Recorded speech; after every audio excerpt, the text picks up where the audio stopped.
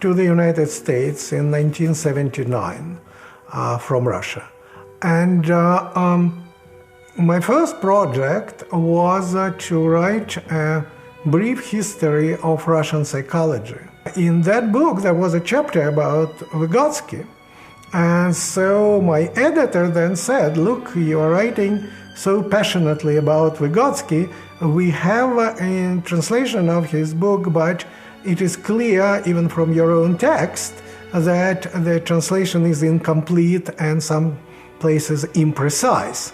Would you take upon yourself the task of correcting it? And so I said, of course, gladly. The only condition that I put is that it should be published in paperback so that it should be available for students. And they kept their promise, and since then this book became pretty kind of popular among students of education and psychology in the United States. I still have a letter written in 1975 that Rosa Vygotsky, Lev Vygotsky's wife, wrote to me.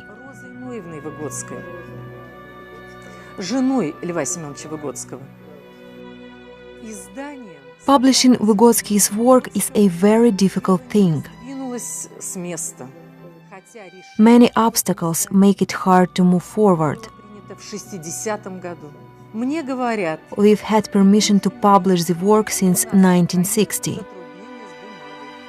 The lack of paper is one serious obstacle, but Alexander Luria hopes that this will be overcome. Надеяться это как-то преодолеть, это как-то устранить.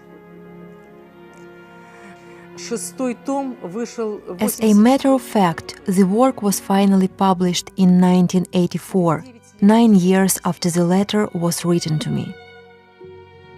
One of the articles that made Vygotsky well known in this country was by the philosopher Stefan Tulin, who wrote of Vygotsky as the Mozart of psychology. And I think it is a very apt characterization. It's really hard to understand, what Vygotsky was. You get a lot of different pictures depending on who it is you get the information from. I think there's a tendency to glorify Vygotsky, to exalt him as some kind of fundamentally, he was a genius, no question. If you believe him and his own thinking, most of his thoughts were not original with him, because they never are. He really was living a perspective that said, like Einstein, that we all stand on the shoulders of great men who went before us, or great people in today's terminology. Vygotsky was not only interested in psychology. So a psychologist cannot be only a researcher in his field or her field. She has to be a scientist who knows what happens in his or her time, in social, culture, political life of the time when he or she lives. This is one of the most important lessons I received from Vygotsky. Without Vygotsky, there would be no activity theory. That's very clear. And you always have to go back to Vygotsky's work in order to understand activity theory. The conditions under which Vygotsky and his colleagues were working were horrendous. His passion and commitment to using his life to contribute to creating the new human being that would be consistent with the new society was unlimited. I don't think there's any question but what he didn't try and keep himself alive, right? He knew what was coming, and he didn't think he could survive it. And many of the people around him did not survive it. In taking the first step, there are perhaps many serious mistakes we shall be unable to avoid. But the important thing is that the first step has been taken in the right direction. The rest remains to be done. What is in error will fall away, and what is lacking will be made up.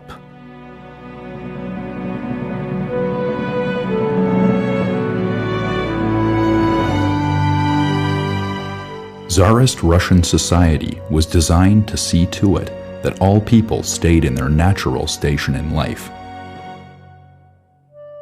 Nobility and clergy got all the privileges. For Vygotsky, the second child of 8 in a Russian Jewish family, this meant his station was the Pale of Settlement. Lev Semenovich Vygotsky was born in the small town of Orsha. When he was 1 year old, the family moved to Gomel. Lev's father was a bank employee. His mother raised the children and ran the household. Very little is actually known about Vygotsky's childhood and his formative years in, Gomel, which was a town in the western part of Russian Empire. One of the reasons why we have learned something about Vygotsky's personal life, he did never write about it, was because of his closeness to his daughter, Gita, even though he died before she reached her 10th birthday. Изобразительного искусства. Что касается литературы, языков, тут, так сказать, это было общим. The interest for fine arts, literature and languages brought the family together. It was a family tradition to get together around a big dining table at night, after the parents were done with their daily businesses and housework, and the children with their school assignments. They called it a tea time, but actually they used to spend time discussing old books or sometimes reading aloud the classics or changing their opinions on theater shows that the children always attended.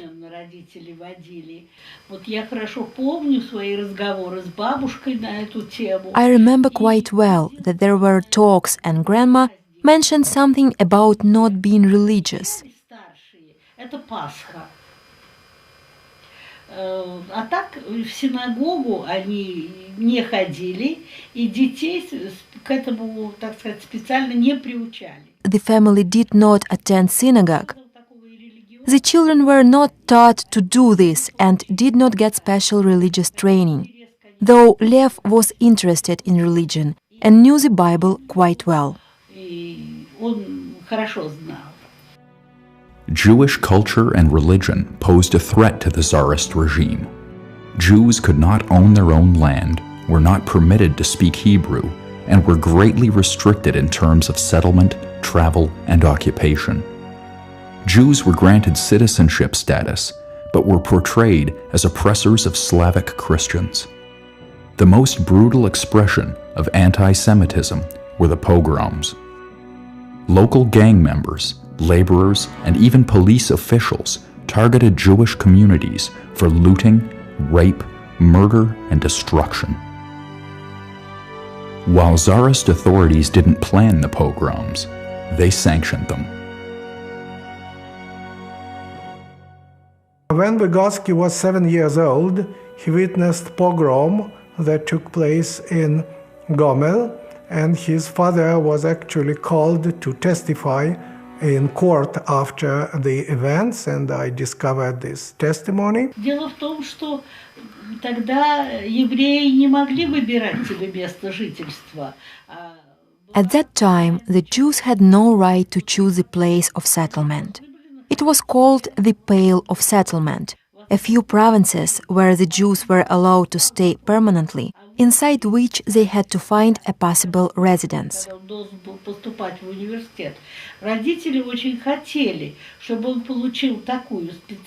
Doctors and lawyers were able to live outside of the Pale of Settlement, and tradesmen had this opportunity as well. That is why it was such a big issue which career Lev would choose at the university. His parents wished that he would get an occupation that allowed him to live outside of the restricted zone. Then he could build his life based on different rules.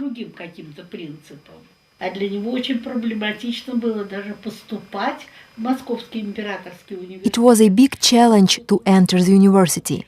This move was accompanied with great stress and anxiety. After his application to enter the university had been sent, It was not clear whether he would be admitted, despite his golden medal and a high level of intelligence considering his age.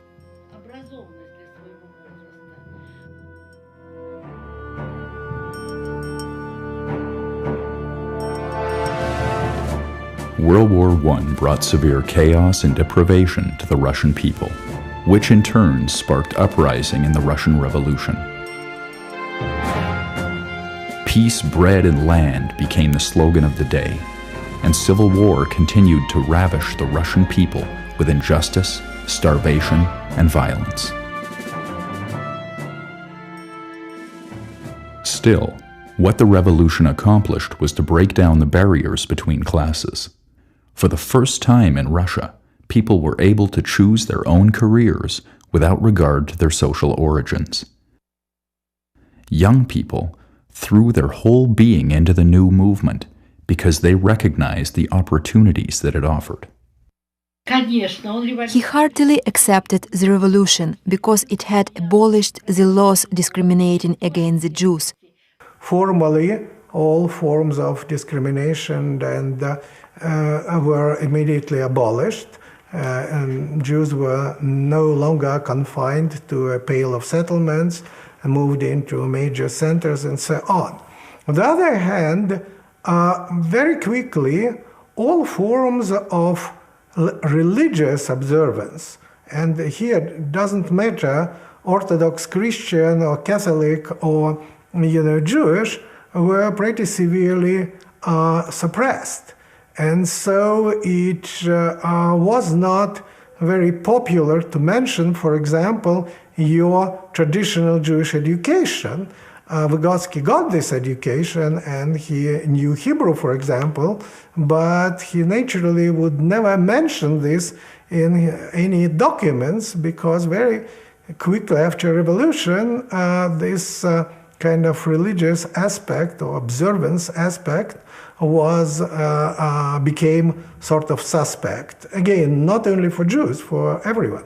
Accepting the advice of his parents, Lev entered medical school at Moscow University. But after 2 months, he realized how distant medicine was from his true interests, and he transferred to the law school at the same university. Young Vygotsky, when he was a student in Moscow University, wrote several essays on Jewish culture and Jewish history that actually were his first published works. During the revolution, Lev was a student of 2 Moscow universities.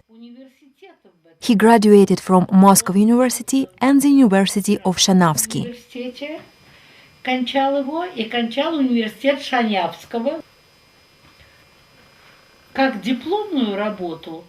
His diploma thesis was called Hamlet or the Tragedy of the Prince of Denmark, about the play by William Shakespeare.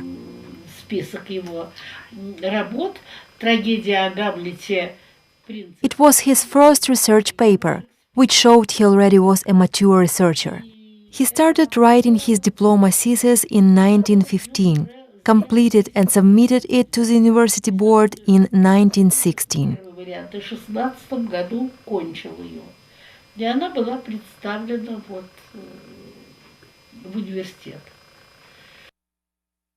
He was a man. Take him for all in all. I shall not look upon his like again. William Shakespeare. Scientific psychology was born almost simultaneously in America, England, Germany, and Russia. Until 1880, psychology was a facet of the humane or moral sciences. In 1911, the first officially recognized Institute of Psychology was founded at Moscow University. Vygotsky himself began his psychology career in 1918. Vygotsky was teaching Russian language and literature at a vocational school and psychology in a local teachers' college, where he organized the first Belarusian laboratory of psychology. He called it a cabinet of psychology. While Lev Vygotsky was conducting scientific experiments at his laboratory of psychology, he completed his 5 psychological investigations and prepared 3 reports based on them. At this time, the All-Union Psychological Congress took place in St. Petersburg, and my father went as a Belarusian delegate to present his 3 reports there. His first reports impressed the audience so much that he was invited to teach in Moscow at the Institute of Psychology. Александр Романович Лурия вспоминал,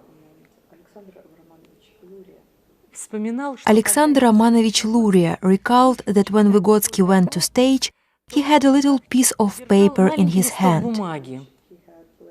And from time to time he took a glance, and Alexander Romanovich thought there were his thesis notes. Александр Романович решил, что это конспект его доклада.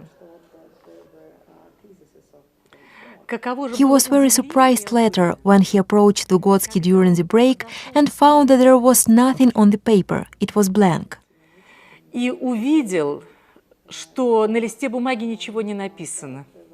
Maybe because he was worried about his report, Vygotsky just held the piece of paper in his hand. Поддержки духа имел такой конспект. Lev Semenovich returned to Gamal from Congress, resigned from the college, the theater, and the laboratory of psychology. Rosa Smekova accompanied Lev to Moscow, where she became his wife. I remember the wondrous moment when before me you first appeared, like a fleeting vision, like a spirit of pure beauty. In the anxious moments of hopelessness and sadness, the anxiety of the noisy world, a tender voice called to me at length, and your tender features appeared. We must determine what we can and must get from Marxism. What we need is not disconnected statements, but a method. What is a Marxist psychology? Because there are some people who saw relationships between Marx and Freud. That was no longer the case when I was there. But is it Marxist mean just what Marx wrote or Lenin wrote, or did it mean what, say, Habermas or Adorno? I mean, no, that absolutely not. There's the answer in the Soviet Union at the time. For me, this is above all a legacy of a different kind of science that is deeply involved in changing the world. In that sense, it's a legacy of the Marxist idea that, as Marx wrote, the philosophy must not only explain the world but transform it. And that aspect of the work of Marx was very dear to Vygotsky and all his disciples. So, and I think that's still the thread that keeps this theory being avant-garde. Vygotsky demanded that psychology become more than a scientific study of education and go beyond the abstract theoretical knowledge and intervene in human life and activity, helping to shape it. A psychologist must be a thinker and a practitioner as well. Им предложили молодым ученым перестроить всю психологию коренным образом. Young scientists received the proposal to dramatically restore the science, using Marxism as a foundation. Such scientists as Luria, Vygotsky, and A.N. Leontiev didn't know where to start. И начали они с того, что они перетаскивали столы и стулья. So they started with moving tables and chairs and changing the names of laboratories. This, they thought, this is the way to build a new psychology. Vygotsky, Luria и Leontiev составили мощную тройку ученых. These young scientists, Vygotsky, Luria, and Leontiev, eventually joined into a very powerful group of scientists. And twice a week they got together at Lev Semyonovich's place to discuss scientific plans and projects.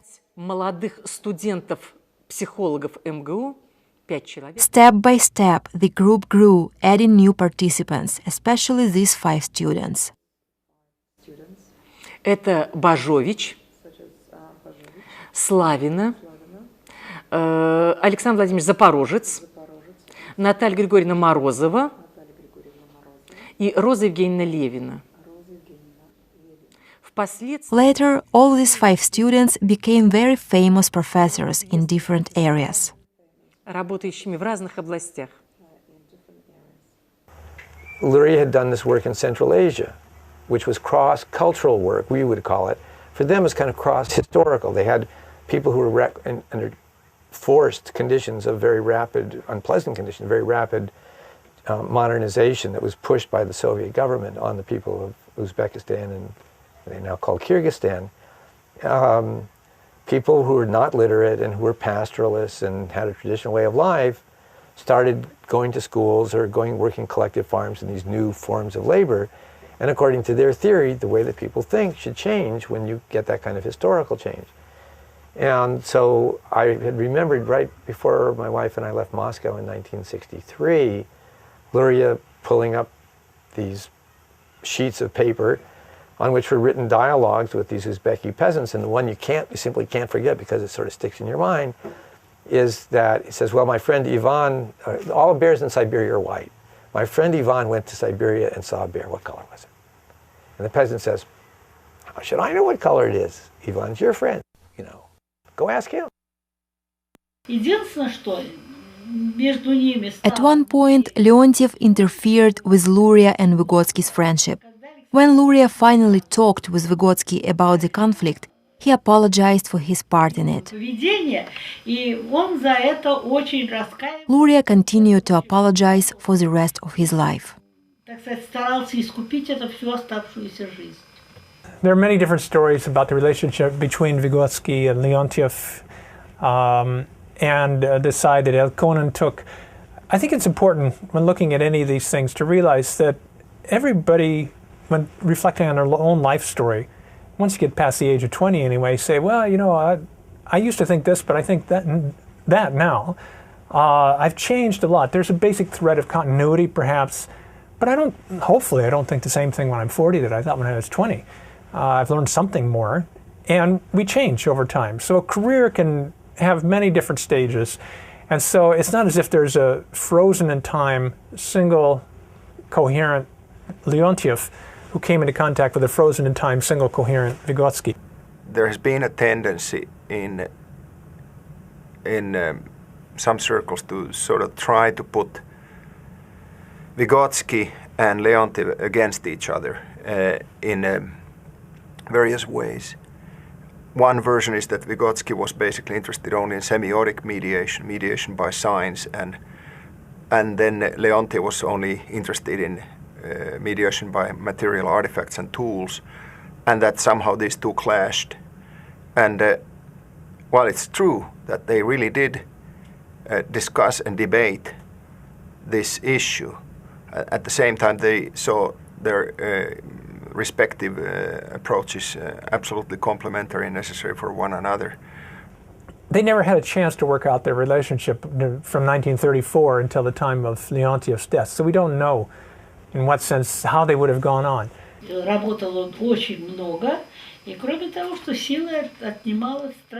He was working a lot and trying to fight a terrible disease that had been eating him up since 1920.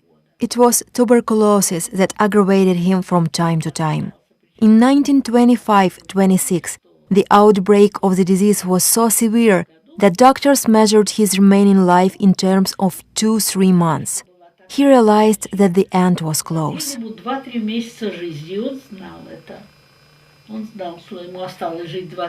While lying still in the hospital, he feverishly started to write his famous work entitled Historical Meaning of the Crisis in Psychology.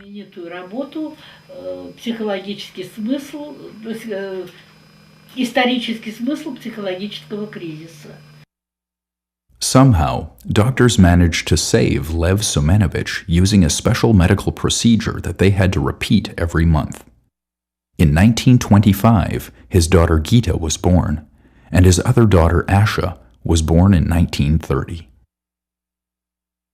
Alexander Romanovich was responsible for distributing free permits to sanatoriums. He got the best permit for Vygotsky, but when he brought it to his friend, Vygotsky tore the permit to pieces. He didn't want to survive at the possible harm coming to Luria for providing the permit.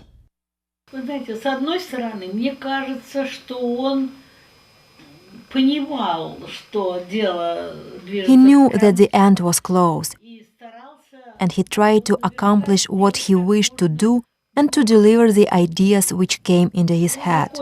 Те идеи, реализовать те идеи, которые, так сказать, высказал, которые ему пришли в голову. Более того, я даже очень хорошо помню весной 1934. Moreover, I remember quite well when in the spring of 1934, not long before the end, an unusual conversation between my father and mother took place. They had never talked about this subject in front of me, but it happened that I witnessed their discussion. Mother was saying that doctors insisted on hospitalization and asked him to stop working. Father refused quite flatly. He was a very soft-spoken man. There is no point to ruin the student's term, he said. As soon as I finish the academic year, we will arrange my stay in the hospital. This conversation took place in March, but on the 9th of May, he was brought home from work suffering a throat hemorrhage. I remember the exact day. It was my birthday and I had a group of children at home. In the morning, my father told me before going to work, I will try to come home earlier.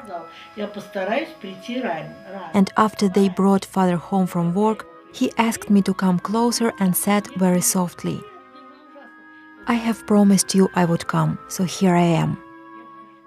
During the night between the 10th and the 11th of June, 1934, Lev Semenovich passed away from a throat hemorrhage. He was buried in Novodevichy Cemetery.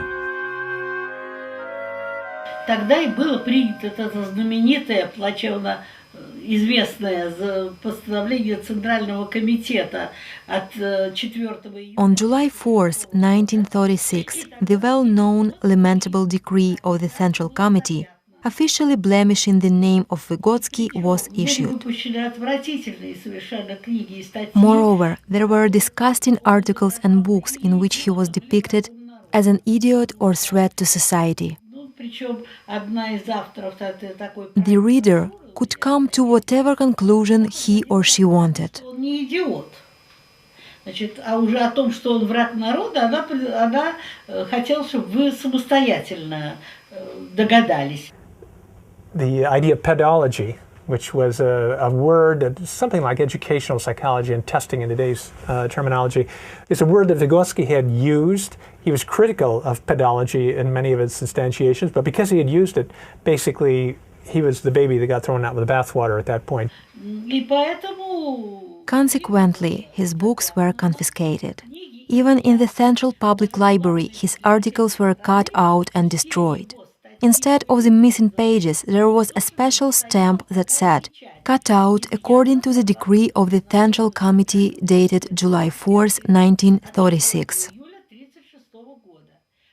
Мне, наконец, через 3 месяца моих хождений, It took 3 months for me to be able to get permission to view a book written by Freud, Beyond the Pleasure Principle. What I was looking for was the introduction written by Vygotsky. You can imagine my surprise when also you could read Freud's book in Russian. There was no introduction written by Vygotsky. And again, the same stamp, it was removed because it was pedagogical material. The really terrible years in 1936-37, the great purges were just getting underway. I think there's little doubt at all that Vygotsky would have disappeared one way or the other, been executed, died in camps, or whatever. The Great Purge in the Soviet Union was a series of campaigns of political repression and persecution. Under the leadership of Joseph Stalin, perceived anti-revolutionaries and enemies of the people were put in gulag labor camps or killed. We live not feeling the country beneath us, our speech inaudible 10 steps away, But were there up to half a conversation, they'll speak of the Kremlin mountain man. His thick fingers are fat like worms, and his words certain as pound weights. His cockroach whiskers laugh, and the top of his boots glisten. And all around his rabble of thick-skinned leaders, he plays through services of half people. Ну вот, скажем, в институте, который... I'd like to say something about the institute founded by Lev Semyonovich.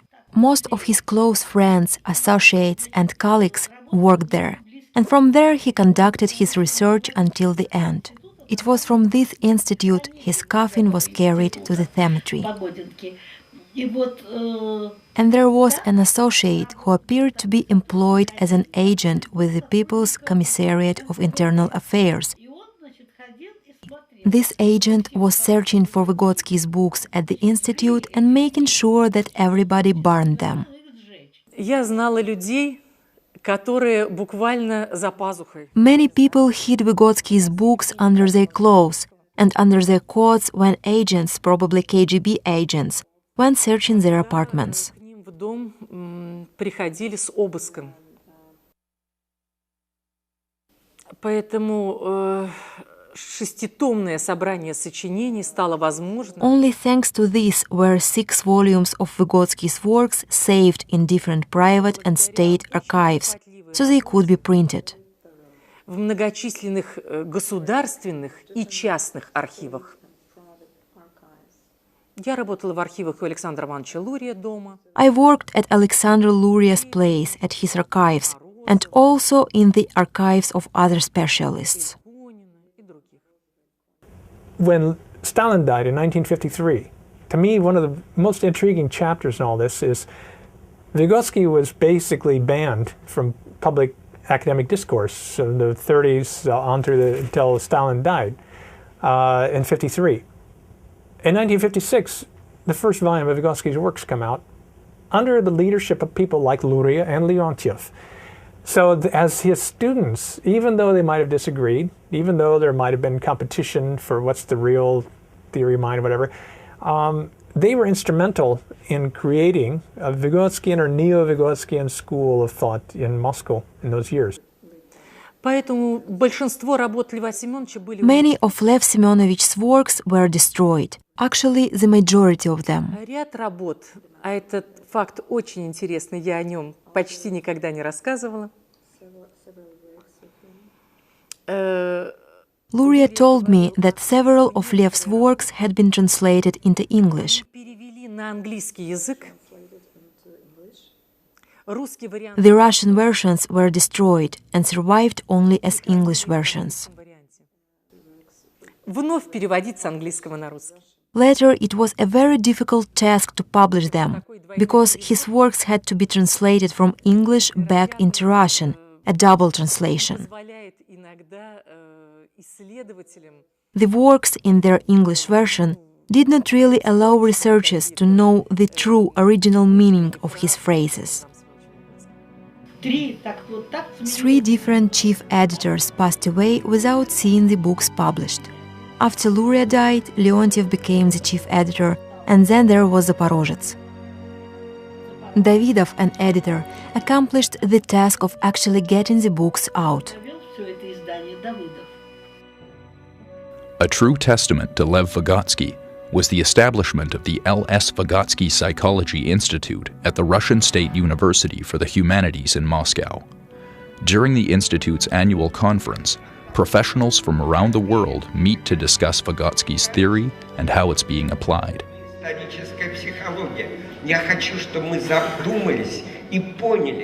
I want all of us to think this over and understand that our power lies in diverse ways of thinking, which primarily originates from Vygotsky's theory. Our power is in diversity and cultural variety of thinking.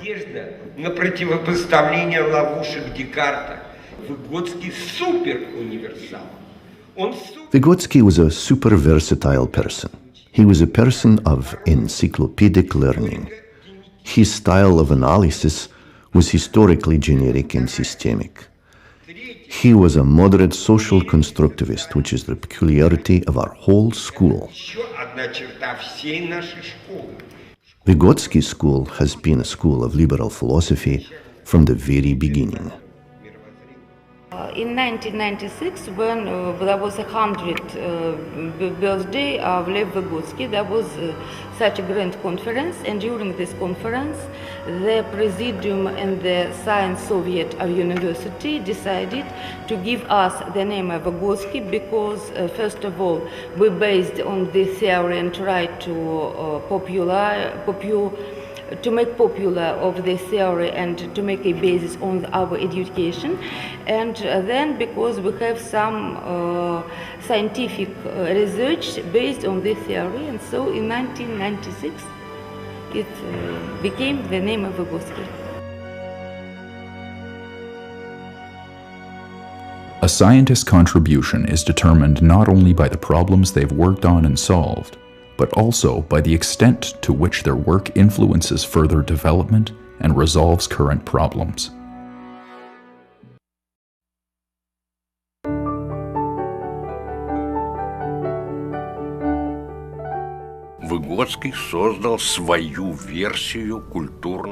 Vygotsky developed his own version of cultural and historical psychology related to the analysis of actions by means of acts of mediation. Связано с анализом актов опосредствования или актов медиации. Вот. И he left behind the ideas of the natural biological development of the psyche and changed over to the ideas of a cultural development of the psyche. Up until now, the puzzle has been how culture is an environment. How does culture go from the brain to be transformed into the culture of an individual person? Культура, трактуемая им как идеальная форма, она присутствует с самого начала рождения человека. I think what Vygotsky contributes to psychology is very distinctive because he really sees us developing in the context of history, in the context of social relations, in the context of the enormous variety of cultures that characterizes our species. The main difference between Vygotsky and probably any other psychologist in the 20th century is his emphasis on that psychological development is not natural individual development, but the result of appropriation and internalization of cultural tools. And that's why a theory is called either cultural historical or socio-cultural. Both names emphasize the importance of social and cultural element in forming our psychological functions. It's interesting, Vygotsky had a very broad-ranging theory, and many pieces of it look not so different from other major theorists of the 20th century, 19th and 20th century of the human mind. In some ways, he looked like Freud, believed in the power of early experience to shape human consciousness throughout life, and the unconscious to the extent he talked about it, although he less so with the years. But he looked a lot like other well-known, important scholars at the time, Piaget, Dewey, James. I think that Vygotsky had the most interesting and unique thing to say about human consciousness, though, when it came to mediation. And the reason for that was, it had largely to do with his early career. Vygotsky started his career in the humanities, in a drama critic, a philologist. His first work was on an analysis of Hamlet that he wrote as a teenager and then turned into a volume later.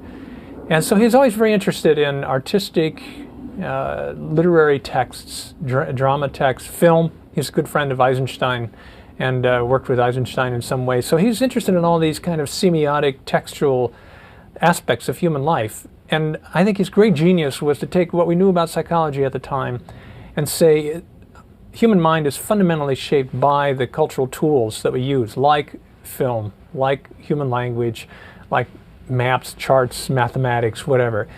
And so in the end, in my reading anyway of Vygotsky, what you're looking at is an answer to the question, what makes us human? Because he was always saying what makes us human depends on the particular cultural context we're in. That's why he's known today in some people as a cultural psychologist. And the way that we have access to culture and the social formations that we live in has to do with the cultural tools we use. So you learn to speak a particular language, and not just a national language like English or Russian or Thai or something, but ways of speaking. You learn to speak a particular language, you have a particular form of human consciousness. It's not because the language imposes it on yourself, you have to go out and master it. So there's an active individual involved. I was trained as an experimental psychologist, a quantitative experimental psychologist in this country by an outstanding scientist. There's nothing in my background that I actually interpreted what Vygotsky was doing in sort of American behaviorist stimulus response terms initially, because there was a way there to use the term a mediated response. This idea of mediation, of something that is between people, is that people interact with each other through stuff. And the through could be language, the through could be computers, the through could be pencils and writing, the through could be lots of different kinds of things. But all of those things are some aspect of the environment that you're in that somebody at some time has picked up and tried to use to regulate their interactions with other people in the world, and modified it a little bit to make it work better for their purposes, and it sort of works. So the next person that comes along inherits that way of doing things, and they improve on it given their conditions.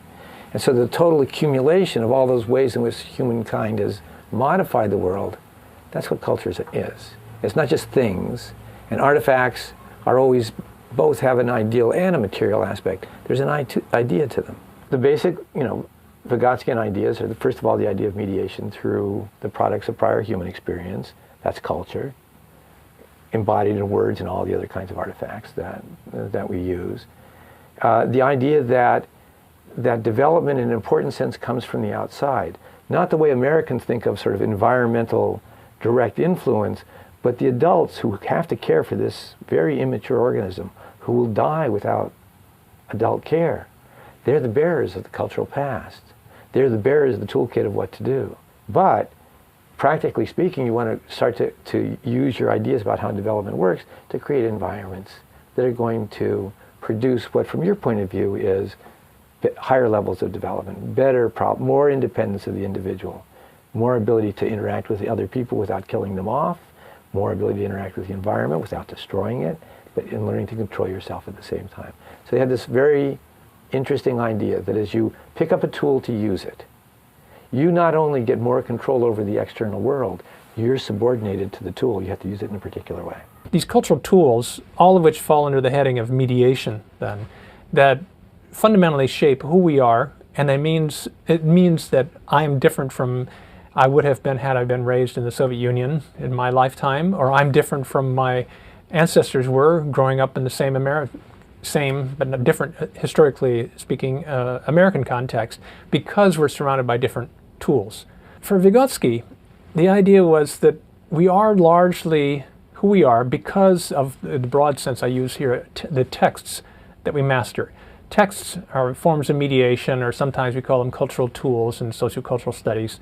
So when you learn to speak a particular language, you're fundamentally shaped by that fact. Now, you tell this to your grandmother, that's not a big surprise. But this is not the way we oftentimes tend to think of things in psychology. We tend to look for universal kind of human cognitive capacities. Vygotsky's saying what's really interesting in many ways is how, by mastering a particular set of languages, cultural tools, films, things like that, we become particular kinds of people. For some people, this might sound like, well, this is a form of extreme relativism or even postmodern thought, that everybody has their own texts and they just shape differently. Vygotsky was never, I don't think he's a good candidate at all for being a postmodernist, because to some degree anyway, he was shaped by the Marxist debates going on at his time, with the idea that there are higher and higher levels of social formations and higher forms of human consciousness. And also, Vygotsky himself was very much a product of kind of what we could call traditional European schooling. He had very strong beliefs that by mastering more abstract forms of thinking, like mastering algebra, not just arithmetic or counting systems, but algebra, we've reached a higher level of human consciousness. So that's not very relativistic. That's saying, no, there are higher, more advanced forms of human consciousness. And a good part of Vygotsky really was deeply committed to this kind of enlightenment project. So when I use the term sociocultural, what I'm trying to do, I'm trying to come up with a hybrid version here that says, yes, there are higher and lower forms, that is more abstract and less abstract forms of human reasoning, but on the other hand, that can never explain cultural differences that cannot be ranked from higher to lower. Cultural differences of this sort have been ranked by many people from higher to lower since the 19th century, at least in the German tradition of scholarship, but the problem always has been the people ranking them from higher to lower are always at the very top, looking down at the others coming up toward them. The Navajo grammar is equally, if not more complex than anything you'll find in an Indo-European language, for example. You can't rank these. But when you try to combine the insights of cultural difference with the insights that there are higher and lower forms of mental functioning, at least on some abstraction metric, then I think you have both sides of Vygotsky. And the reason I want to put those two terms together is an indication that I'm not buying into one or the other, because I think you can read Vygotsky and find both of these in there. And that's one of the sources of inspiration, but it also is a source of contradiction. And hence we need a term that I think he did not use himself. He was clearly influenced by Piaget. And part of what contributed to his ability to work through so many different possible theorists was that he translated many psychological writings into Russian. And in that process of translation, he sort of went through like a tunnel their theory and ended up on the other end and found his own way of thinking about some of the concepts. Vygotsky said, Piaget's analysis of egocentric speech, what he called egocentric speech, and Vygotsky called it egocentric speech as well, in Russian, egocentricheskaya rечь. So he used the same term, but he said the significance of the function, the meaning of it is completely different. This is not a remnant of egocentric perspective that's dying out. Rather, this is a new form of speech that's starting to split off what was the original form of speech, a social speech, that's starting to be taken over to form individual mental functioning. And we've had a fair number of studies. I'd say that the jury is still out as to what's really conclusive deciding between those two perspectives. But it reflected a fundamental difference in how you read what was going on in childhood, even for early Piaget, who was more socially oriented. The first important thing was that I realized that what was known in Western countries with respect to Vygotsky was completely misleading. For instance, the problem of Vygotsky-Piaget, it was a kind of a debate already known in Italy at that period. But I discovered that Vygotsky was a completely different style of thinking about childhood. Probably, I think, my opinion is that Vygotsky had a different attitude toward this problem because he started with deaf, dumb, handicapped, disabled children, with homeless children, whereas Piaget worked with his son and daughter, with young children in the good school in Switzerland, or maybe in Italy, or maybe in France. Of course, Vygotsky was especially interested in the development of mind. But he was against the idea that the mind in the child develops depending on the maturation of the brain. So we have different stages of cognitive development parallel to the development of brain. This was the idea followed by Piaget. He had the very new idea that we can have a change in cognitive processes depending on culture, on context, on technology. Of course, Vygotsky did not know the computer. He knew only the influence of printing, of writing in the history of human society. On the one hand, Piaget was talking about development consists of taking on a broader and broader world perspective out of the egocentric beginning. Vygotsky says development amounts to becoming more of an individual out of a kind of a hotbed of social life, which is there first. And so you're going from social to individual for Vygotsky, and in a sense, from individual to social for Piaget. Hence, the same phenomenon, egocentric speech, two different interpretations of what it was. And the big challenge, it seems to me, for an American is that our psychology reflects our individualistic culture in a very fundamental way. We assume that you could build social psychology, for example. There's a natural assumption that you start with individuals and then you see what happens when you put them into groups. Just as for Piaget and Vygotsky, the opposite, the opposition there, the opposite comes to fore in the Russian setting, that in a sense the group exists first and the individual comes out of that, and you're never completely separate from it. When confronted with in such bald terms, most Americans would say, well, of course you're part of a social group, but there's the you there first. And in a sense, Vygotsky started out with this different idea, I think, that we grow out of the social milieu in which we've been born into. And that doesn't mean we're helpless puppets on a stage of social processes. There is individual will.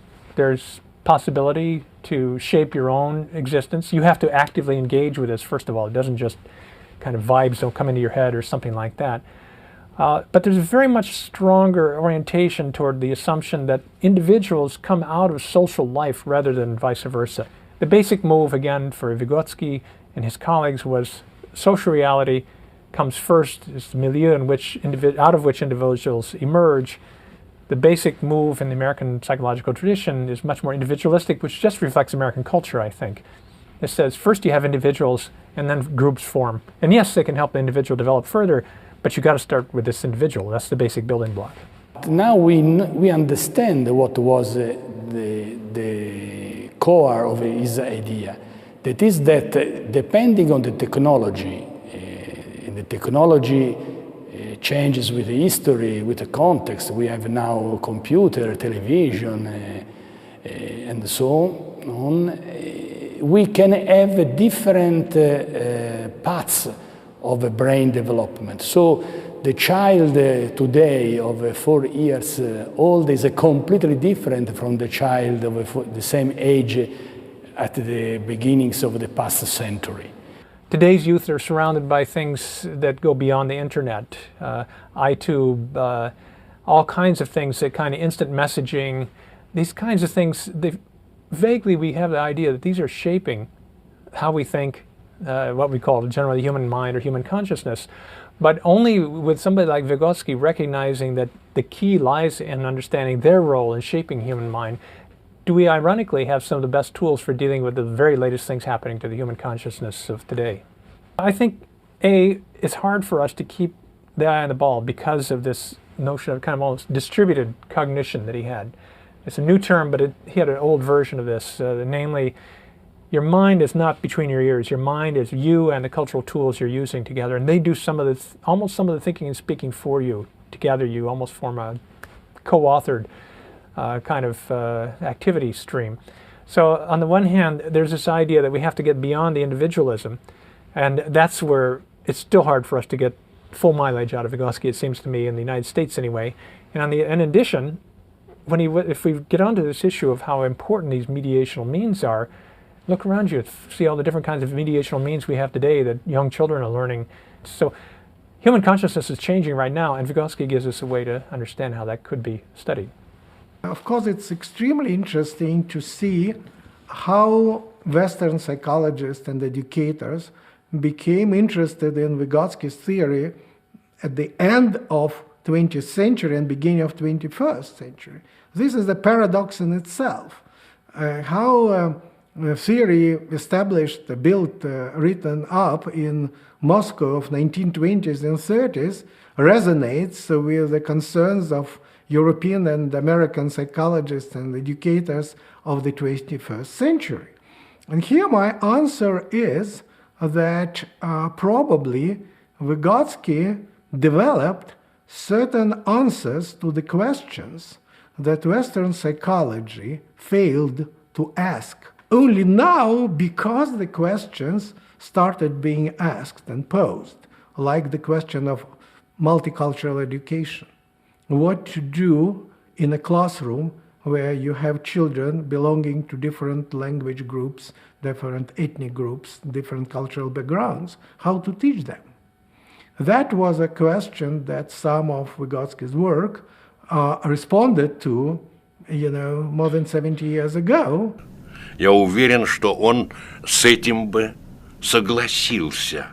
I am convinced that Vygotsky would agree, although he himself had not formulated this notion. Culture as a productive kind of existence, an existence which bears fruit. This is a quote from Boris Pasternak. Culture is an environment which grows and nurtures the personality. Culture is the language which unites humanity and does not divide it. Культура – это язык, который объединяет человечество, а не разъединяет человечество.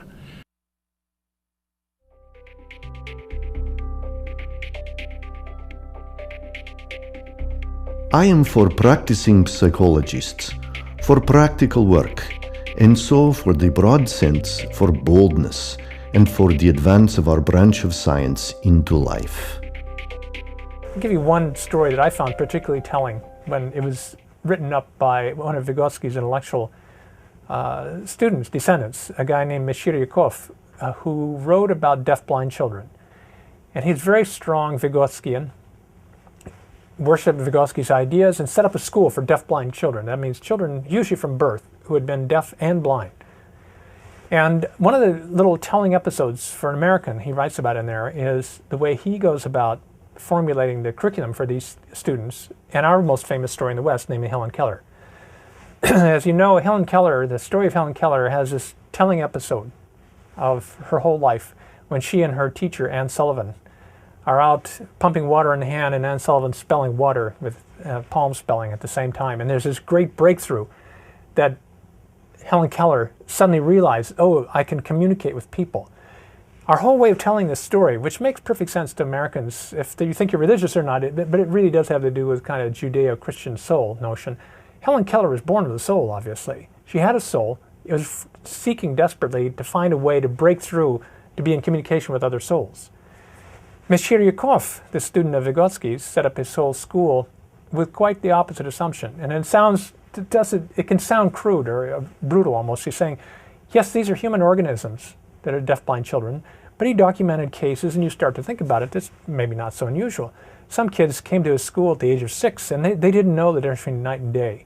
It's not clear that they even knew the difference between human and non-human objects. I mean, they were really isolated. So for Meshcheryakov, the point was, yes, these are human organisms, but only when they're social, they come into the social group, and they've never got into the social group in the first place in some way, do they then become individuals. They're not souls that start out waiting to come out of their trapped world, out of their bubble. They're souls, they're organisms on the way to becoming selves or souls, or whatever you think the end point here of individual psychic reality is.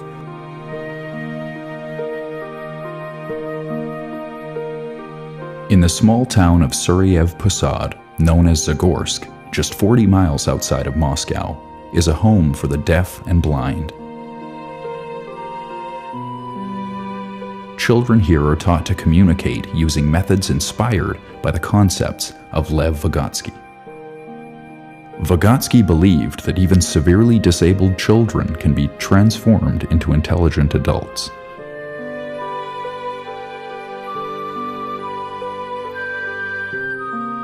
Sasha, a former Zagorsk student, is himself deaf and blind.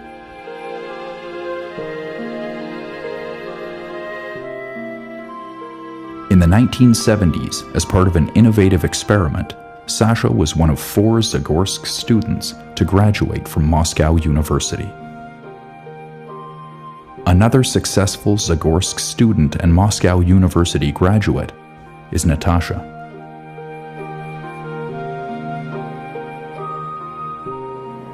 Give me your hand, and I'll tell you who you are. In my silent darkness, clearer than the dazzling sunlight, is all you would hide from me. More than words, your hands speak to me of all you decline to say.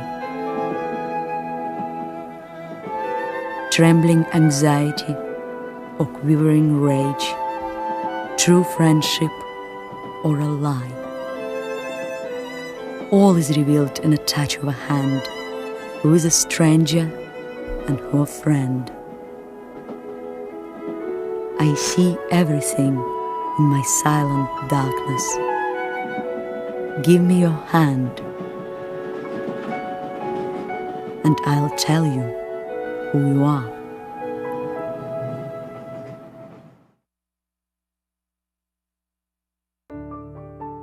In the University of Oulu, Finland, is a child development experimental lab that bases its research on Vygotsky's methodological approach.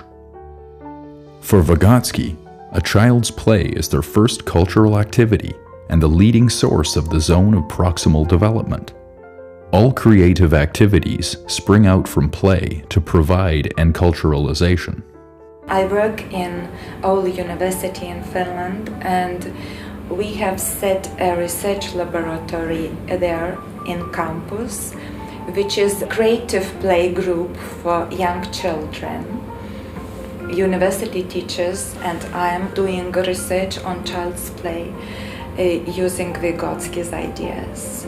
So we have two groups of children there coming every week, and these are children from 0 to 6 years old. If we want children to become creative, we have to create such an environment which motivates them to create. What we're seeking is to enhance and to stimulate children's pretend play. Our understanding of play has changed quite radically with the help of Vygotsky's ideas. In spite of the fact that he was not writing so much about play, we are not looking at play so much as cognitive activity. We have taken the idea of aesthetic reaction and the aesthetics of play, and I think this is a kind of radical change how we can interpret what play is. I think Vygotsky is the only person who has developed a kind of holistic approach to development, and his theoretical work is first of all theory of development. Simon Fraser University is rated as one of Canada's top universities. Today, students of a Masters of Education class are presenting a Vygotskyan exercise. Vygotsky-Sakharov classic experiment of artificial concept formation is one of the most famous experiments of Vygotsky. We use it to understand the mediation power of a language in the process of concept formation. Vygotsky taught us that language and thought in the development enter different relations in different stages of development. But not only he taught us about it theoretically, he experimentally led us to observe the process of concept formation, which is led by mediation by artificial word. They have a funny language on the moon. It sounds very, very different. So here we have bow. So I want you to try to find another bow. Another bow. There's a few bows in there. How many can I pick? Well, I just want you to start looking. What is interesting in this experiment is we get to observe how child is forming the concept using this artificial moon-like language. This looks exactly like a bow. Okay. Oh, Dimitri, that's great. That's a bow. So, do you think there's any other bows?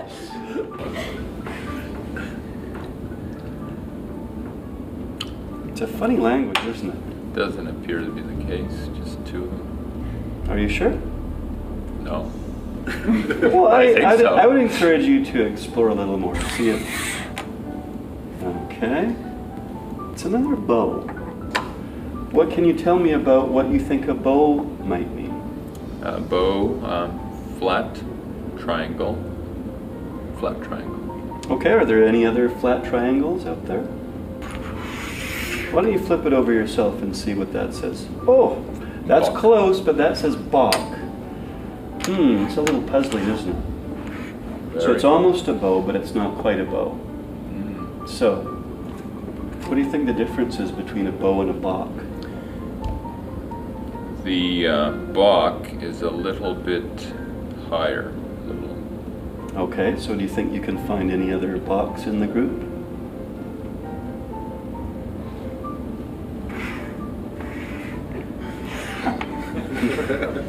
I use the Vygotsky block experiment, Vygotsky-Sakharov double stimulation experiment in my graduate classes when I teach Vygotsky theory. One of the goals for me to use this experiment, I want my students to see how the concept, artificial concept gets created, and another goal is to explain to them the basis, theoretical and methodological basis for dynamic assessment. Do you think any of your friends here can help you find another bach? It's kind of tough, isn't it? Yeah, the bach is a tricky one.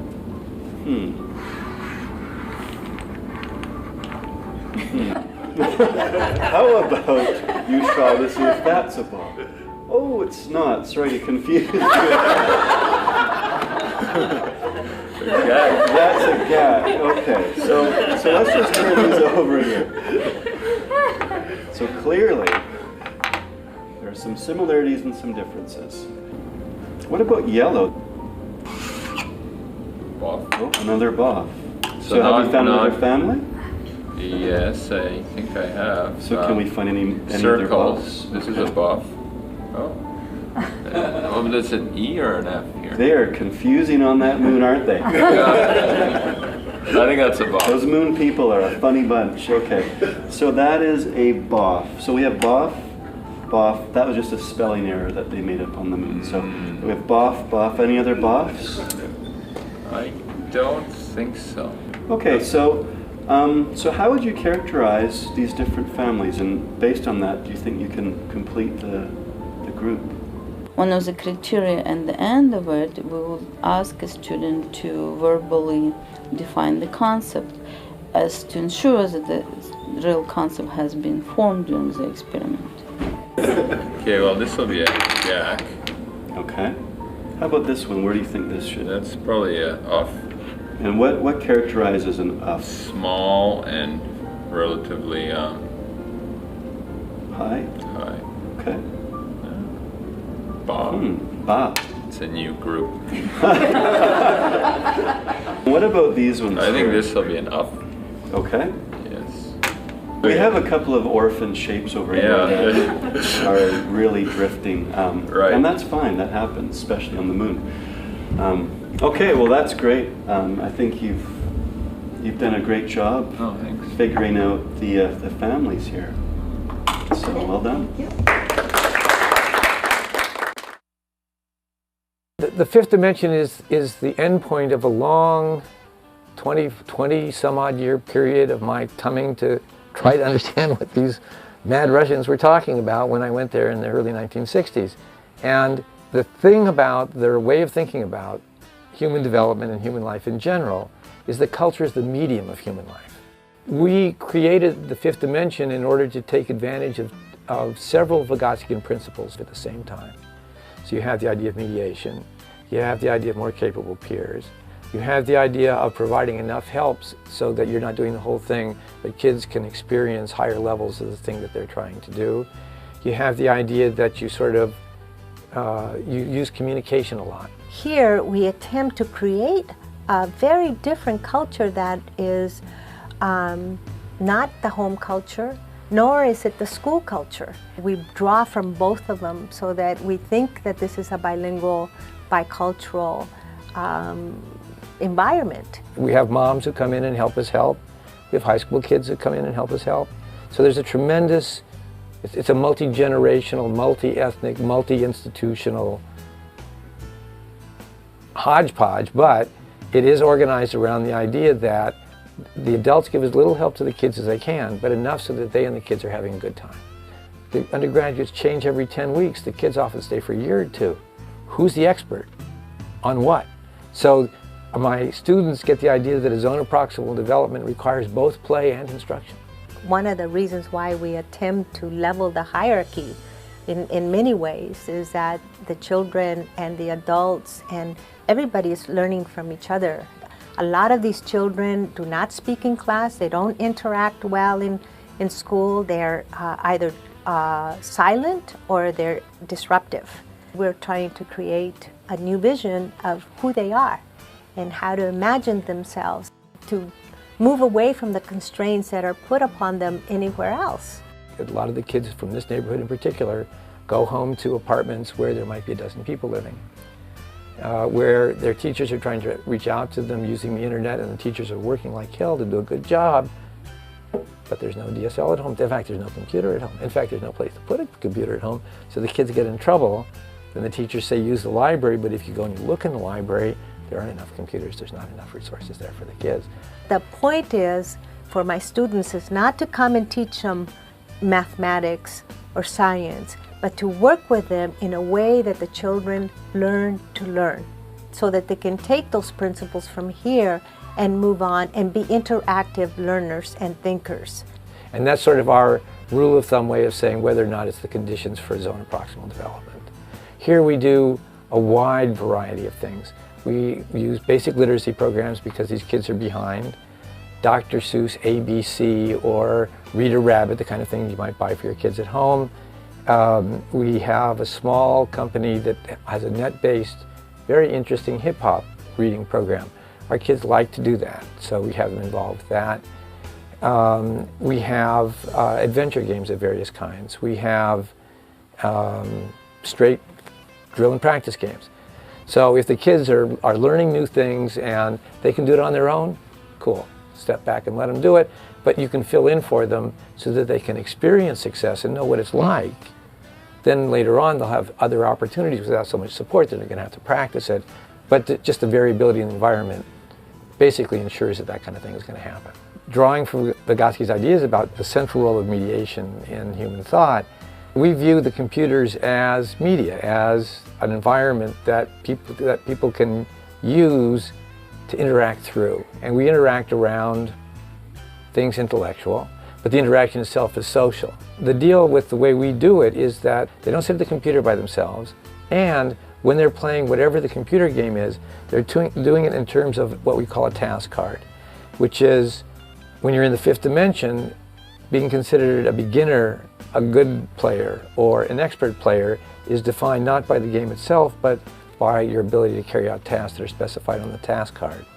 And we use the task card and the undergraduates and our mythical figure, who here is called El Maga. All of those things happen in the context of interacting intimately, closely, sitting on their laps or touching them. They learn that they can trust these people that come here. I mean, I have to be very careful because of mores of American society to take kids on my lap, right? But my undergraduate girl sits down here and takes a 5-year-old on her lap. Nobody cares. I mean, nobody's going to even notice. So she's there, and the kid has the mouse, but the undergraduate is, you know, negotiating with the child and sort of focusing on things that will do the child some good. The technology is subordinated to the people, to the quality of social interaction that you have. You can do it with any kind of content, absolutely any kind of content. And the kids are learning. They're doing better in school. You know, so what can I say? It's a good, and the undergraduates, it's just a priceless experience for the undergraduates. I learn a lot of theoretically important things here, right? I learn very important things from my reading and work at the university and other kinds of things. But to me, the great thing is to be able to combine the two. Here you're seeing one instantiation of how an entire environment is organized to be a zone of proximal development. Every fifth dimension has its own microculture, its own what I call idioculture, as in idiosyncratic. And I don't think there's one way to do this kind of thing. I really don't. Our last sustainability study shows us that the children that we worked with 10 years ago, who are now young adults in their 20s, all of them had gone on to receive some level of higher education. People like to come here. They come here distracted by their problems in life. They leave here feeling better. The Eastside Institute for Group and Short-Term Psychotherapy is an international research and training center for new approaches to human development and community building. Our philosophy is very influenced by the work, the writings of Lev Vygotsky, as well as other people. We take learning and development, emotional development, social development, moral development to be number one, social activities, and number two, to be really the basis for a new psychology, a psychology of becoming, a psychology of who people are becoming. We begin from this not very well referenced phrase of Vygotsky's when he's talking about play, children's play, and why play is developmental.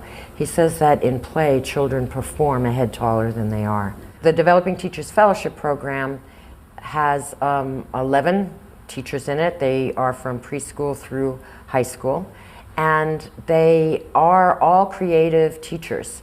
We basically teach them about our conception and understanding of learning as a performance, and also we teach them improvisation skills. So the teachers, in teaching their young people improv games as both a way of learning and a way of building social skills and social responsibility, are finding that they actually can be much more advanced in teaching the content.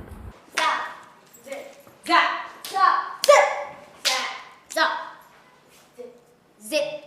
That's okay. Keep it going. Zip. Zap. Zap. Zip. Zap. I am a Vygotskian.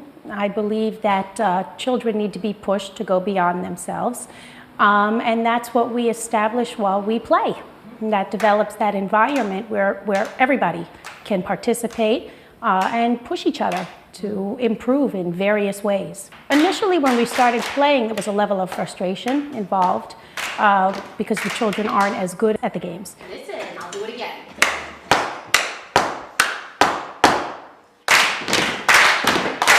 Good. And they become better over time.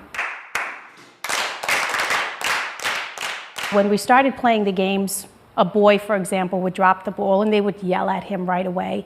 Now we've established a lot of tolerance and we've become more focused, so we don't drop the ball as often.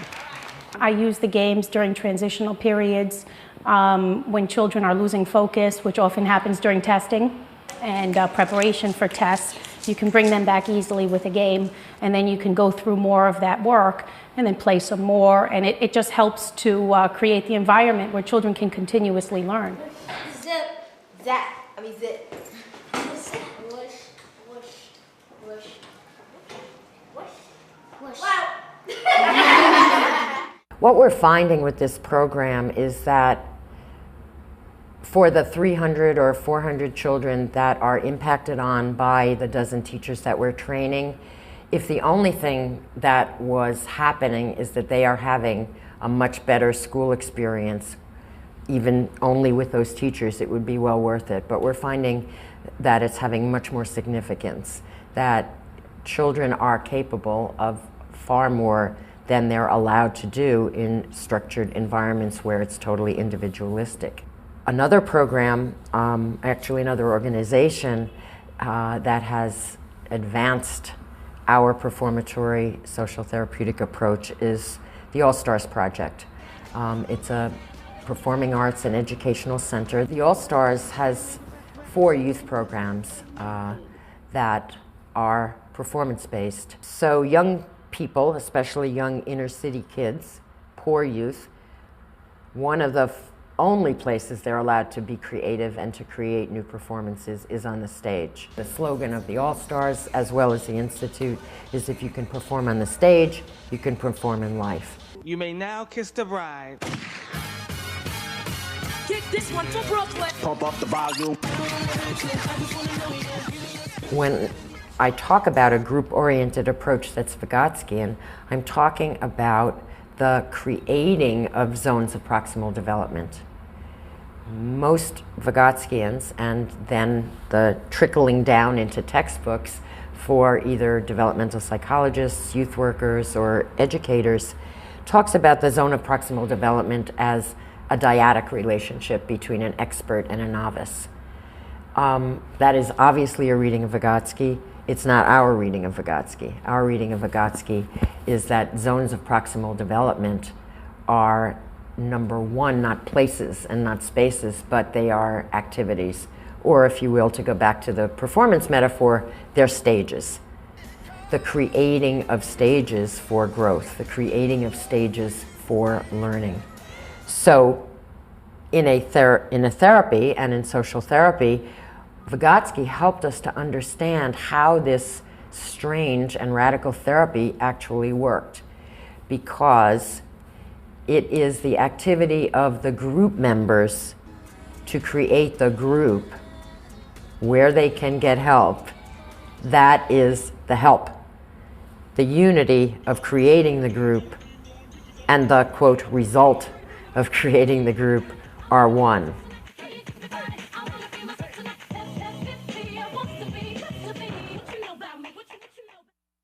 The zone of proximal development looks a certain way in a social therapy group, and it looks a different way in a classroom of second graders, or on the stage in the development school for youth, or in some corporate office down on Wall Street. However, the methodology is similar, which is that groups are what develop, and when people participate in creating groups for their need, for their learning need, for their development need, doesn't matter.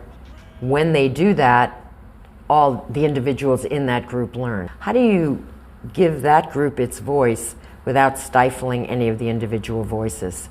And I understand, in a sense, the zone of proximal development to be the way that happens. People being supported to continuously create new overlapping zones of proximal development where the input of all is used to create something new.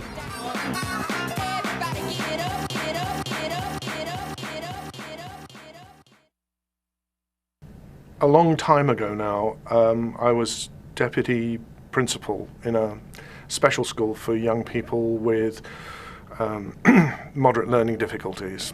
At that time, these young people were sent to a school, and it was some sort of, as it were, treatment for their, supposed to meet their needs. And part of my job was involved taking me around from one school to another. We used to meet in the other special schools in the authority. And what struck me very, very forcibly was these were wildly different places. One place, the curriculum would be like a secondary school with, there'd be a maths room, there'd be a science room, there'd be an art room. There were heads of departments. There was formality in the relations. At another school, it would be an integrated day. One teacher would teach his or her class of kids all day long. It would be a very flat structure. And when you looked at a whole number of things, the way the place was physically organized, the way works of art were displayed, the whole semiotic of the place were wildly different. And yet, children were sent to this kind of schooling as it were a uniform treatment, and this seemed just wrong. And anyway, we know that just going into a place, we go into some places like a school or a hospital or a clinic, and we feel fine. And other places we don't feel fine, we don't feel comfortable. And I was wanting at that time to do some work really in terms of professional development, asking what differences do these differences make? So if we think about, at that time I would have said, the culture of the school, what kind of effect does that have on the way children think, learn, feel? And interestingly, at the time when I spoke to someone in a college where the children went afterwards, after they'd finished school, she said, I can tell which school these kids have come from when they walk through the door. I don't have to look up on a register which school has sent them. I can tell by the type of person they are. In other words, she said there was some sort of formative effect of the school that they'd been to on their way of being. What I've been doing is seeking to develop an analysis and description at the institutional level, which enables me to move from the principles that regulate the institution to the principles of communication and the possibilities for thinking within that. So it's taking the Vygotskian tool argument and looking at the way those tools are produced, tools, artifacts, the way they're produced and the way that production shapes the possibilities for young people. Most of the work has been with people who have been marginalized in one way or another. So whether it's young people with difficulty in learning or young people who find it difficult to stay in school and school find it difficult to keep hold of them. So in that sense, we're asking questions about the way in which institutions marginalize and the consequences for ways of being for young people inside that. How often do we ask the question, what way should we organize a school? Let's try and understand the kinds of, the relation between institutional formations and a broader range of outcomes. And then with those kind of scientific tools in our hands, we can make choices about what kind of school we want to create. In Vancouver, there is a new school that is called Mediated Learning Academy, and they implement a lot of Vygotskian ideas and the ideas of Professor Feuerstein from Jerusalem for children with special needs, and they achieve absolutely great results. So I'm happy that these ideas are fruitfully implemented in Canada. Mediated Learning Academy is the only school of its kind in North America or anywhere, I would say. And what we do here is we like to treat the whole child. So we look at the child as a whole entity and we don't look at bits and pieces. So while we work on academics and the academic portion with them and we modify and adapt as needed, we also use mediated learning experience and the programs associated with mediated learning with them. We also have occupational therapists, physiotherapists, speech-language pathologists, school counselors that work with our students. So we look at the whole child. We work on the learning, we work on the social-emotional development with them, and we also work on their body. Because we always feel that all parts have to work together, sort of an integrated circle, and if they don't, and there are pieces missing, it is going to affect learning. At this school, we have children with 29 different diagnoses. And they range anywhere from autism to learning disabilities to gifted learning disabilities to genetic disorders. We have a limit of 10 per class, and we make sure with the classes that we have a diverse makeup. So we may have 1 or 2 autistic students in a class, but not more than that. So it isn't a class of autistic students. So that each child has a different kind of role model, and each student may be good in a particular area. And then they learn from each other, and there's good role models no matter what the child's disability. The 2 main principles that we work on at the school and within those programs are, the first one is mediation. And Vygotsky has certain ideas about mediation, and we certainly use mediational criteria here as set out and scaffolded by Feuerstein. So we use his principles of mediation. The second one is the zone of proximal development. And I think that's so important to say, this is where your manifest functioning is, this is where you can be, and the zone that's in between. So we constantly try and scaffold children, help them into the zone, help them think and acquire skills for themselves by using cognitive functions, by the way that we teach, by the mediation that we use, so that we can improve their overall manifest functioning. So it pushes the zone a little bit higher all the time. How do we call this line, Annalisa? Direct or horizontal line. And now, do we have another line here? Look. Yep. How do we call this line? Horizontal. We call this line vertical. Vertical. And this line also will go through the center. Can you show me where is our center? Show me our center. Here. Very good. Now the vertical line will go through the center. Here to there. Exactly. Let's do it. With this child, there is very good potential for change. And it's very clear what we need to work on. We need to work on her ability to integrate information, to see relationship. Even when she was doing the figure, it was very interesting because this part of her body was not existing in relation to this part of her body. She was like this. This hand didn't even come into it. Help yourself with this hand to hold the paper.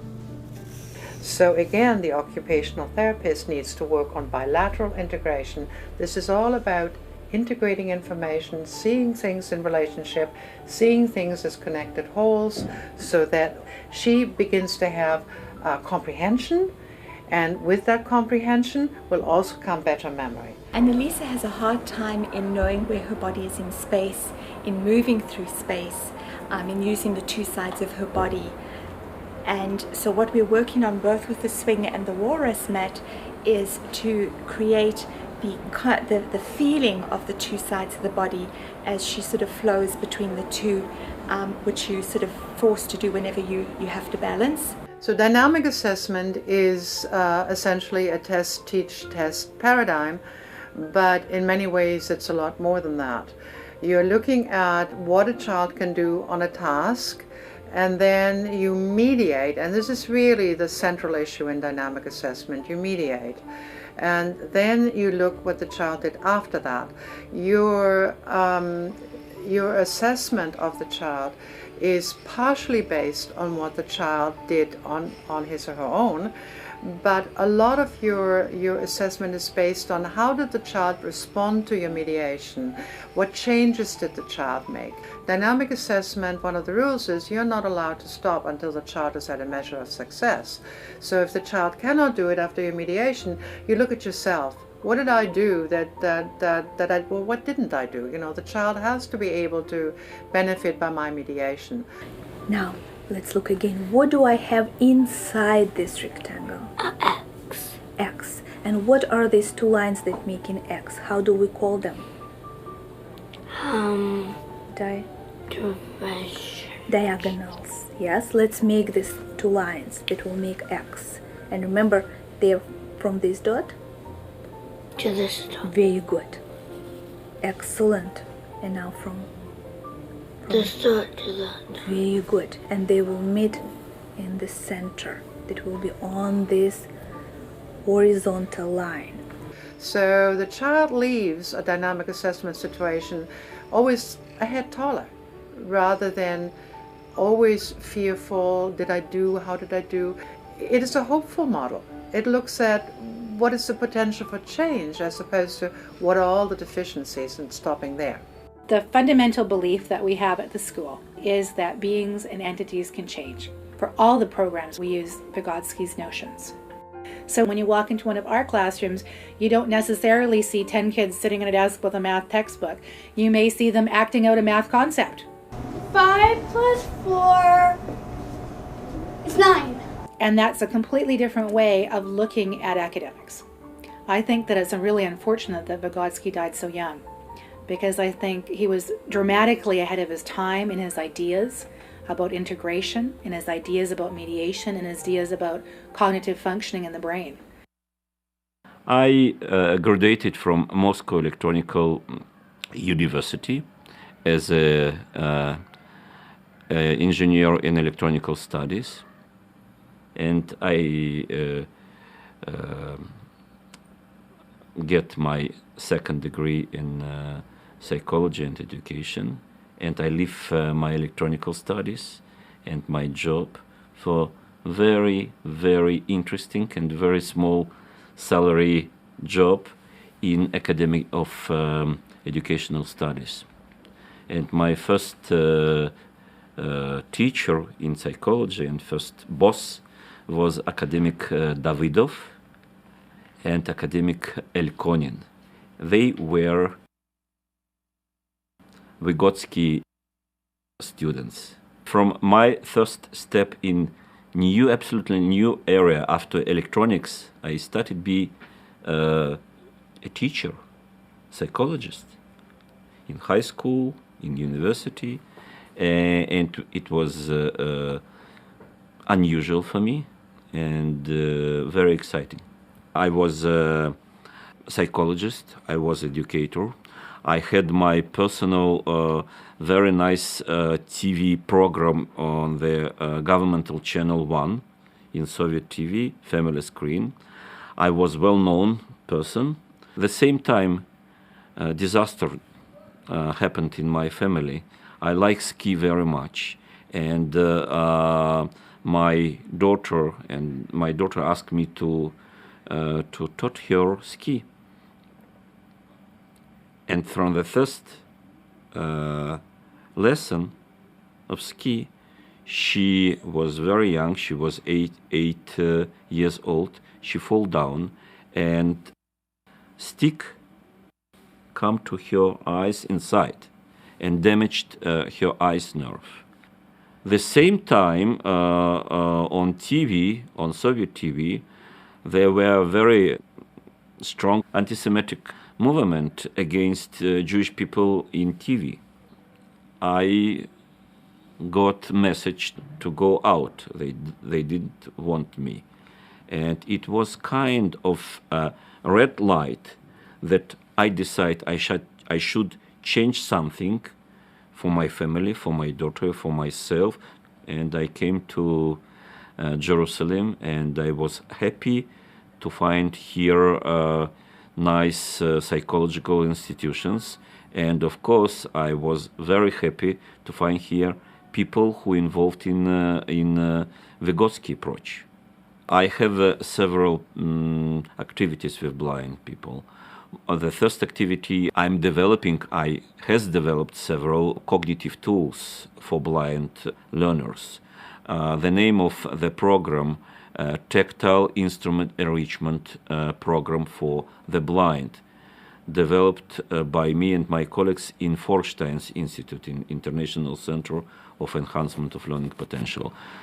The same time, I involved as a consultant of Minister of Education to help talented blind, totally blind children to get their high-level results in high school and to be prepared for university studies.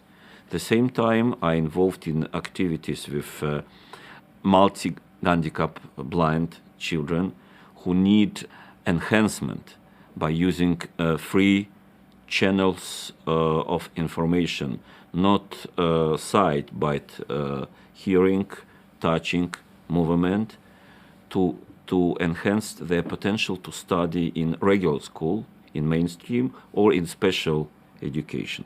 Last one is my research and development of kind of electronical devices for blind people, and also all these activities based on Vygotsky theories, because Vygotsky told us to find out how different type of cognitive tools can help in learning process. The moment that you look on computer screen, you can get information by your sight what is on a screen. Blind person have no chance. The first idea to build for blind learner, to build something like a tactile screen instead of a computer screen. To build kind of table that you can move pins up and down and to touch such a pins as a three-dimensional object. We discovered that Metac company from Germany, they did kind of screen like this. The only thing, it was very, very, very expensive device, $500,000 per one device, per one. And also a lot of mechanical problems. And we decided to check what we can do in different way. The moment that I touch a screen like this, I can feel only small part of pins. Let's say on the low right corner, or only on the upper left corner. Other pins, they are not working for me this moment. So I don't need all the pins simultaneously. I need only small part pins for my fingertips. Instead of thousands pins, I need only, let's say, several tens, not small. So if I put several tens pins under my fingertips, and I put this small screen for fingertip on a mouse, I have very nice combination of tactile screens and mouse, input and output device under one palm. The moment that I have it, I can explore virtual two-dimensional space as a real screen. And I feel in each area on a real screen, here's I feel pins make the same shape as an icon. Through audio channel, I can listen what icon is. So by using this kind of virtual touch system, I can check all kind of graphic information. I can supply blind people with computer games. Shoot it.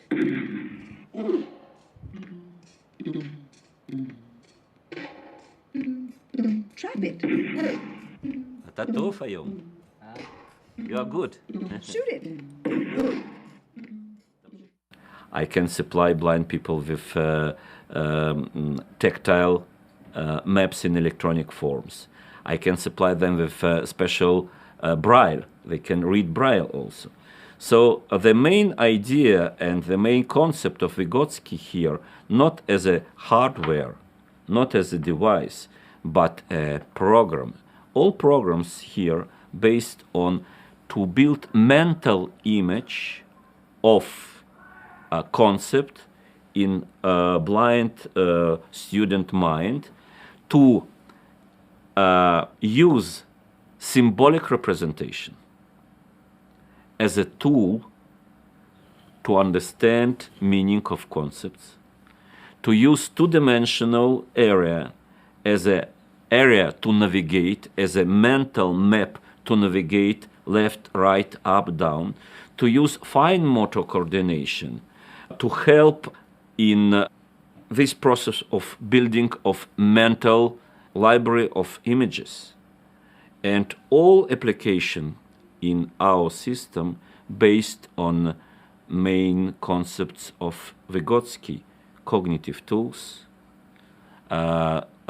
special type of representation, using different channels of information simultaneously, and as a developed package, as you can see, it works not only now in Israel, but also in different countries. תעשה גם קפיצה וגם זה, שיהיה ליתר ביטחון. בסדר?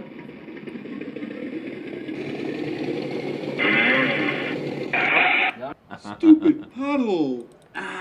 You fell off the motorcycle. And herein lies the challenge. Can we preserve and honor the spirit of the past and the legacy of time, and yet advance into the 21st century? A lot of things impressed me because, in my opinion, he is really a great scientist and psychologist of the 20th century. But probably one feature of his writing and his theories are particularly interesting, especially in comparison with some other great psychologists. And this his ability to be very historical, in the sense that he always appreciated people who contributed to his own understanding of the problems. He never claims, "I think so." Even when his ideas are very original, he always quotes other people who contributed to the development of this thing. It's a pretty rare phenomenon these days when everyone wants to say that he or she is very original and no one before did anything good. So this impressed me a lot, but also gave me much better perspective on the situation in psychology in the beginning of 20th century and the development based on his kind of synthesis of different trends.